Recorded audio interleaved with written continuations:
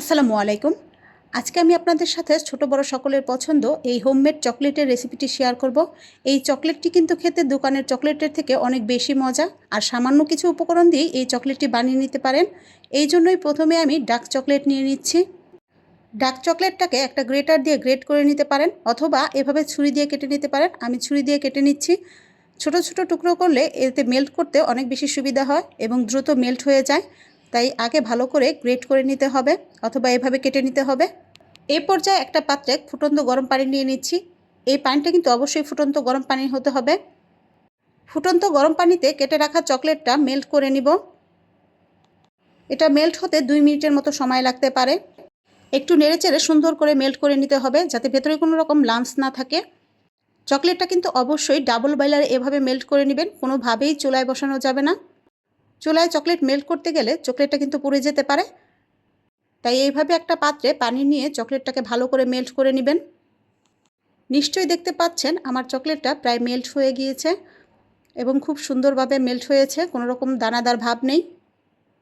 সম্পূর্ণ চকলেটটা এভাবে মেল্ট হয়ে গেলে একটা চকলেট মোল্ড নিব। এই চকলেট মোল্ডে খুব ভালো করে চকলেটটাকে সেট করে নিব।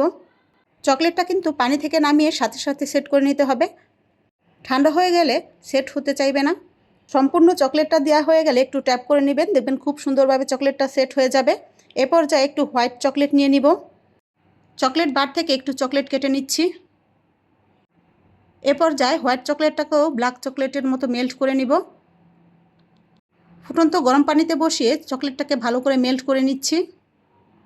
ভালো করে মেল্ট হয়ে গেলে গরম পানি থেকে চকলেটটাকে নামিয়ে নিব।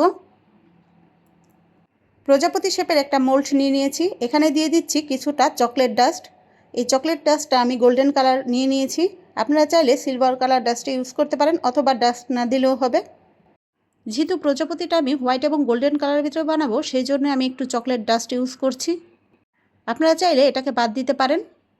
আর এই চকলেট ডাস্টটা কিন্তু যে কোনো চকলেটের দোকানেই কিনতে পাওয়া যায়। ডাস্টটা দেওয়া হয়ে গেলে হোয়াইট চকলেটগুলো দিয়ে দিচ্ছি। মোল্ডটা সম্পূর্ণ হোয়াইট চকলেট দিয়ে ঢেকে খুব ভালো করে সেট করে নিব। খুব ভালো করে সেট হয়ে গেলে নর্মাল ফ্রিজে রেখে দিব 2 মিনিটের জন্য। হোয়াইট চকলেট থেকে কিছুটা চকলেট রয়ে গিয়েছে, এখানে আমি ইয়েলো কালার দিয়ে দিচ্ছি ফুল বানানোর জন্য। এটা অবশ্যই অয়েল বেস কালার ব্যবহার করবেন। রোজ শেপ মোল্ডে একটু চকলেট দিয়ে দিচ্ছি এবং কয়েকটা গোলাপ বানিয়ে নিচ্ছি। এই শেপে চকলেটগুলো দিয়ে একটু ট্যাপ করে রেখে দিব 2 মিনিটের জন্য। এরপর চকলেটগুলো মোল্ড আউট করে নিব। চকলেটগুলো মোল্ড আউট করার সময় একটু সময় নিয়ে সাবধানে মোল্ড আউট করতে হবে, না হলে চকলেটগুলো ভেঙে যেতে পারে। আলতো হাতে একটু সময় নিয়ে চকলেটগুলো মোল্ড আউট করে নিচ্ছি। প্রথমে প্রজাপতির চকলেটগুলো মোল্ড আউট করে নিলাম, এখন গোলাপ ফুলের চকলেটগুলো মোল্ড আউট করে নিব। এভাবে সবগুলো চকলেট মোল্ড আউট হয়ে গেলে চকলেট বারটা এবার মোল্ড আউট করে নিব।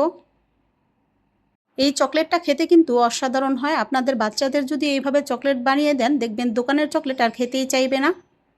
খুব অল্প সময়ে সহজ পদ্ধতিতে এভাবে ভিডিও দেখানো প্রসেসে চকলেট বানিয়ে নিতে পারেন এবং নিজের ইচ্ছে মতো ফুল পাতার ডেকোরেশন করে এভাবে সুন্দর করে চকলেট বানিয়ে সার্ভ করতে পারেন আপনার প্রিয়জনকে।